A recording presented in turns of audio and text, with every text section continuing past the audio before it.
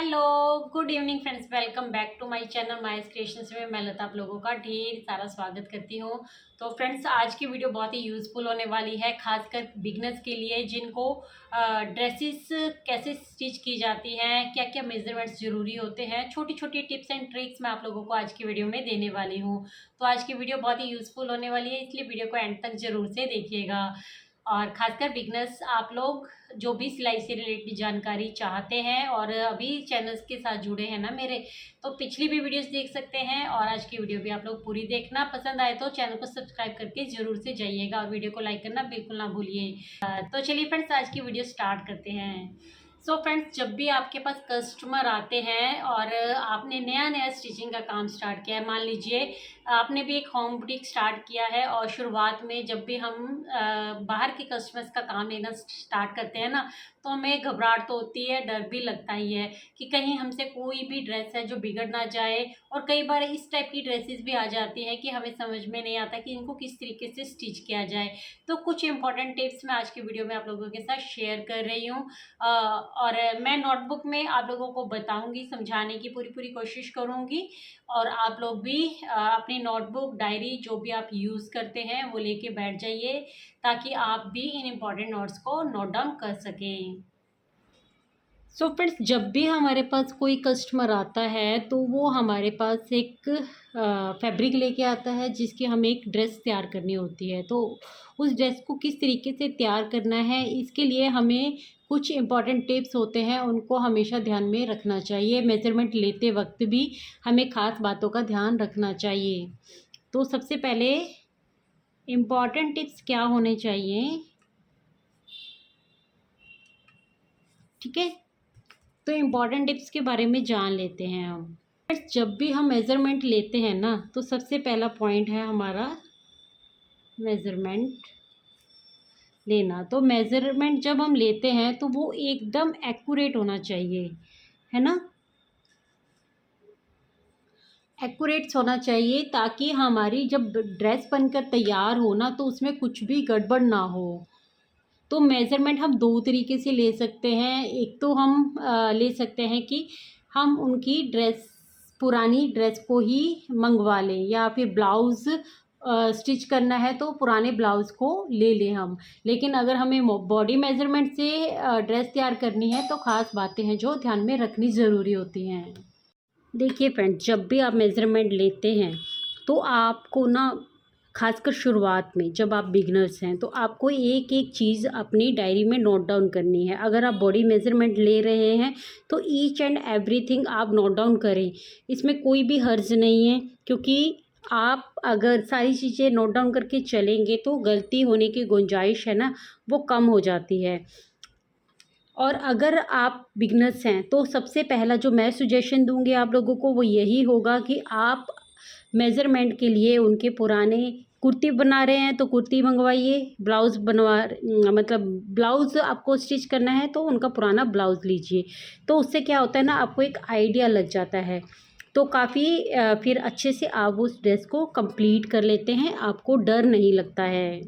और अगर आप बॉडी मेज़रमेंट लेकर ही बना रहे हैं, क्योंकि कई बार क्या होता है ना, मैं भी जब शुरुआत में मंगवाती थी ना उनको कि अपनी पुरानी कुर्ती है ब्लाउज़ दे दीजिए, लेकिन बहुत से कस्टमर ऐसे होते हैं जो आपको साफ मना कर देते हैं। वो बोलते हैं कि हमारी फिटिंग का ही नहीं है, हमें आप अपने बॉडी से ही नाप लेके कपड़े को स्टिच करवाना है। तो उस हालात में आपको क्या करना है, आपको सब कुछ नोट डाउन करना है।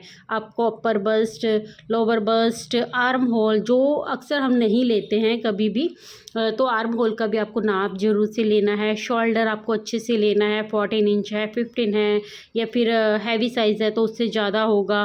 तो इन छोटी छोटी बातों का आप लोगों को ध्यान रखना है ताकि गलती ना हो आपसे। और फ्रेंड्स, इसके लिए ना आपको अपनी एक डायरी ज़रूर से लगानी है, ताकि आप पहले से ही कुछ चीज़ों को एक साइड लिख कर रखें, और आप जब भी नाप लेंगे तो आपको भूलेगा नहीं बिल्कुल भी।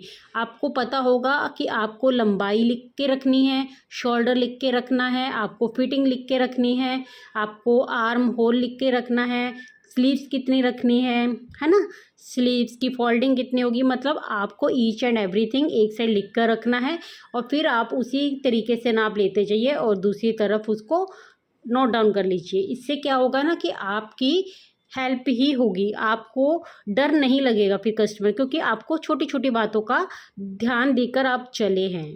चलिए फ्रेंड्स, बढ़ते हैं हमारे सेकंड पॉइंट की तरफ। तो हमारा जो सेकंड पॉइंट है वो है कंपैटिबल, है ना।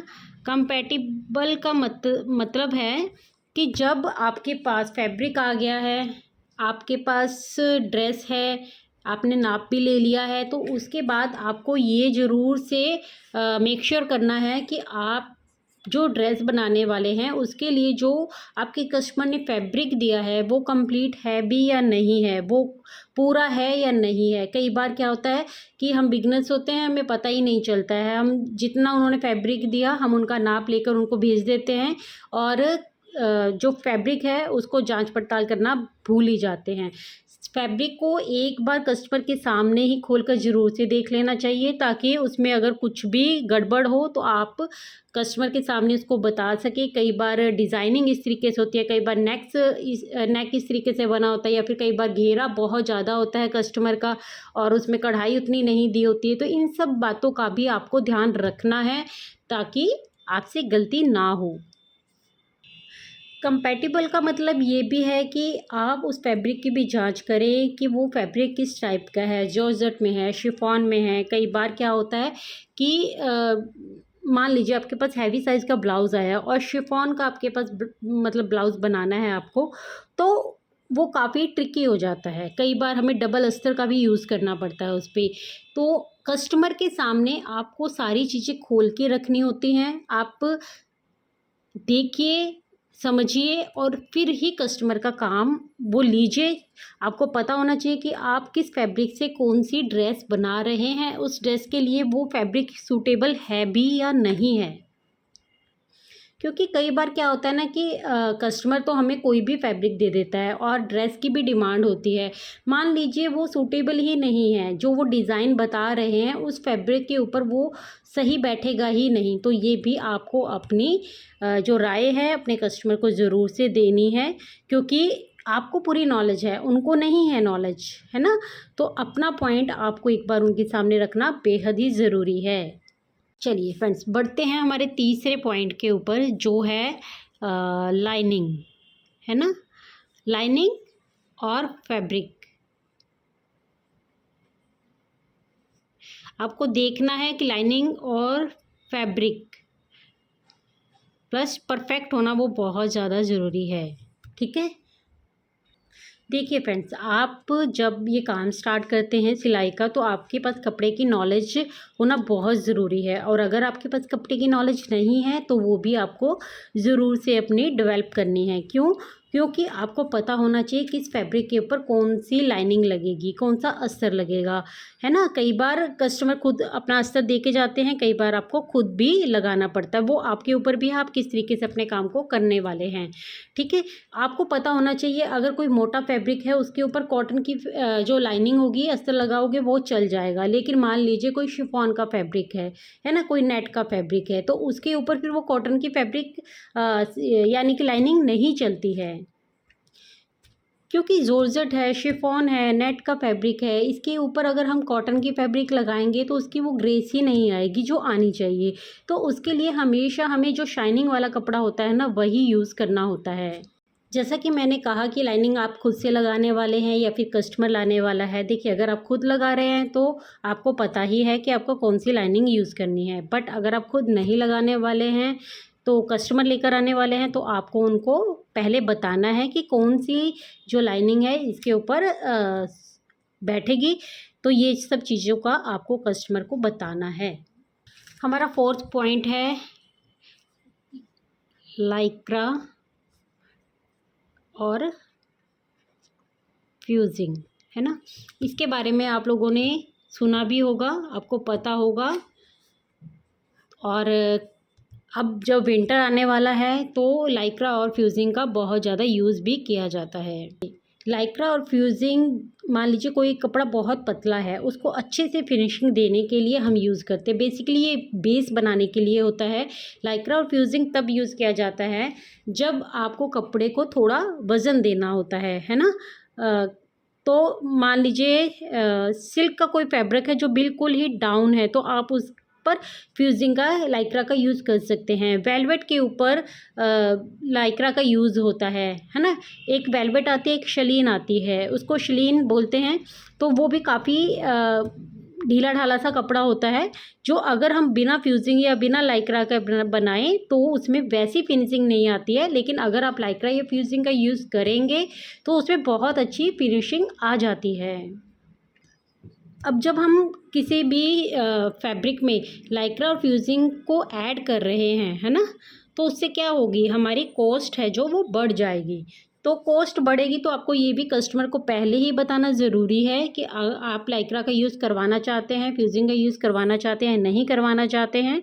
तो ये सब डिटेल आपको पहले ही कस्टमर को देनी ज़रूरी है। आप उनको अपना जो मतलब सलाह है वो दे सकते हैं कि अगर आप इसका यूज़ करेंगे तो आपकी ड्रेस इस तरीके से फिनिशिंग के साथ बनेगी। कई बार क्या होता है ना, कस्टमर अपने पैसे बचाने के लिए भी इन सब चीज़ों का यूज़ नहीं करवाता है। उनको लगता है कि ऐसे ही काम चल जाएगा। आप लाइक्रा और फ्यूजिंग की जगह पर अस्तर का भी यूज़ कर सकते हैं। फिर वही है कि आपको देखना होगा कि कौन सा अस्तर है जो वो परफेक्ट रहेगा किस ड्रेस के ऊपर, मतलब कौन से फैब्रिक के ऊपर। फ्रेंड्स, हमारा 5th जो पॉइंट है वो है लाइनिंग। ठीक है, जब हमने मेज़रमेंट ले लिया, एक्यूरेट मेज़रमेंट हमारे पास है, तो हमें फिर अस्तर को कट करना होता है, यानी लाइनिंग को कट करना होता है। तो ये देखिए, बहुत से इस पर मैं अपनी जो राय दूँ, देखिए मैं कुर्ती पर जो अस्तर है वो हमेशा वॉश करके ही लगाती हूँ, और ब्लाउज़ पर भी कोशिश करती हूँ मैं कि धोकर ही लगाऊँ। लेकिन ये अपनी ही चॉइस है, अपने तरीके से बहुत से लोग काम करते हैं। देखिए, काम करने का सबका अपना अपना तरीका होता है, बट मैं जिस तरीके से करती हूँ मैं वैसे ही आपको वीडियो में सुजेस्ट करूँगी। तो मैं लाइनिंग को धोकर प्रेस करके उसके बाद ही यूज़ करती हूँ। तो सबसे पहले आपको लाइनिंग को धोना भी है, वॉश भी करना है, और उसके बाद आपको लाइनिंग पर ही कुर्ती की या फिर उसकी कटिंग करनी है। अच्छा, कुर्ती की कटिंग कुछ लोग लाइनिंग पे कर लेते हैं पहले, फिर कुर्ती पे करते हैं। मेरा क्या है, मैं पहले कुर्ती पर कटिंग करती हूँ और फिर उसके बाद अस्तर को देखती हूँ, क्योंकि कई बार अस्तर का कपड़ा हमारे पास कम होता है, हम एडजस्ट कर सकते हैं, है ना। तो उस तरीके से तो बाकी आप इसको भी कट कर सकते हैं, फिर उसके बाद कुर्ती को कट कर सकते हैं। लेकिन जब बारी आती है ब्लाउज़ की, तो ब्लाउज़ में क्या है ना कि पहले ब्लाउज़ को कट नहीं करना, आपको जो मेन फैब्रिक है ना उसको कट नहीं करना है। आपको किसको कट करना है, पहले लाइनिंग को कट करना है। क्योंकि देखिए फ्रेंड्स, जब ये दोनों ही तरीके हैं ना, आपको अपने फैब्रिक के ऊपर भी डिपेंड करता है किस तरीके से। जैसे कि हम ब्लाउज़ बना रहे हैं, तो ब्लाउज़ कई बार कुछ ब्लाउज़ ऐसे होते हैं जिनकी हमें पहले ड्राफ्टिंग करनी पड़ती है ना। तो ड्राफ्टिंग करनी पड़ती है सबसे पहले, और उसके बाद हमें ड्राफ्टिंग करने के बाद फिर हम लाइनिंग को कट करेंगे। ठीक है, फिर उसके बाद ये हमारा सेकंड पॉइंट, तो उसके बाद हम मेन फैब्रिक पे कटिंग करेंगे। इस तरीके से आपको चलना है, क्योंकि कई बार ब्लाउज़ इस तरीके के होते हैं, पहले ड्राफ्टिंग करने के बाद ही उसको कट किया जाता है। तो ड्राफ्टिंग, फिर लाइनिंग और फिर मेन फैब्रिक। और अगर सिंपल ब्लाउज़ है तो आप पहले अस्तर पर ही उसको कट कीजिए जी, यानी कि अस्तर पे कट करेंगे, फिर उसके बाद आप मेन फैब्रिक को उसके ऊपर रख के कट कर सकते हैं। चलिए, अब तो ये ज़रूरी बातें हैं जो हमने डिस्कस कर ली हैं, लेकिन इनसे भी ज़्यादा इम्पॉर्टेंट जो एक बात है वो है टूल्स। ठीक है, जब भी हम कटिंग करते हैं तो हमारे पास अच्छे टूल्स का होना बहुत ज़्यादा ज़रूरी है। आपके पास सभी तरह के स्केल्स होना बहुत ज़्यादा ज़रूरी है। आपके पास सीज़र अच्छी धार वाली होनी बहुत ज़्यादा ज़रूरी है, ताकि आपकी जितनी कटिंग में फिनिशिंग होगी उतनी ही स्टिचिंग में भी फिनिशिंग आएगी। अब जैसे ये आर्म होल है, मैं भी इसका बहुत ही रेयर यूज़ करती हूँ। अगर आप फ्री हैंड मतलब कटिंग कर लेते हैं अपने आप मार्क्स करके, जैसे कि आपने आर्म होल बनाया, आपको पता है कि इस तरीके से आप फ्री हैंड कटिंग कर लेते हैं, शेप को ड्रॉ कर लेते हैं, तो आप उस तरीके से भी चल सकते हैं। अदरवाइज़ आप बिगनर्स हैं तो इस तरीके के टूल्स, इस तरीके के स्केल्स आप यूज़ कर सकते हैं। ये आर्म होल में आपको बहुत अच्छे से यूज़ किया जा सकता है। जब आप अपना होम बुटीक स्टार्ट करने वाले हैं या फिर आप घर से जैसे भी सिलाई स्टार्ट करना चाहते हैं, बिगनर्स हैं, तो आप धीरे धीरे करके इन टूल्स को है जो ख़रीद सकते हैं। आपके पास स्केल होना चाहिए, अच्छे टूल्स होने चाहिए, और सबसे मेन इम्पॉर्टेंट है आपके पास चॉक, इंची टेप और सीज़र। ये तीनों चीज़ तो ज़रूर से होनी चाहिए। बाकी आप फ्री हैंड ड्राफ्टिंग करके भी आराम से फैब्रिक को कट कर सकते हैं, कोई भी प्रॉब्लम नहीं आती है। मैं बिगनर्स थी, मैंने हमेशा ऐसे ही किया। जब तक मैंने अपने सूट स्टिच किए हैं, ब्लाउज स्टिच किए हैं, किसी टूल का, ये कोई भी टूल मेरे पास नहीं होते थे। मैं इंची टेप को रख के ही इस तरीके से लाइन ड्रॉ कर लेती थी, और ये मैंने धीरे धीरे बाद में ख़रीदे हैं। तो अगर आप ज़ीरो इन्वेस्टमेंट से भी अपना बिज़नेस स्टार्ट कर रहे हैं, सिलाई का काम स्टार्ट कर रहे हैं, तो आप बिल्कुल बेहिचक इन सब चीज़ों को स्टार्ट कर सकते हैं। कॉन्फिडेंस लेके आइए अपने ऊपर, और जो ज़रूरी बातें आज की वीडियो में मैंने आप लोगों के साथ शेयर की हैं, उनको ज़रूर से अपने दिमाग में रखिएगा। सो फ्रेंड्स, है तो ये बहुत ही छोटी छोटी सी बातें, लेकिन इन बातों को ध्यान में रखना बहुत ज़्यादा ज़रूरी है, ताकि आपसे गलती होने की गुंजाइश है वो ना के बराबर हो जाए। सो फ्रेंड्स, ये थी मेरी आज की वीडियो। आई होप मेरी आज की वीडियो आप लोगों को अच्छी लगी होगी।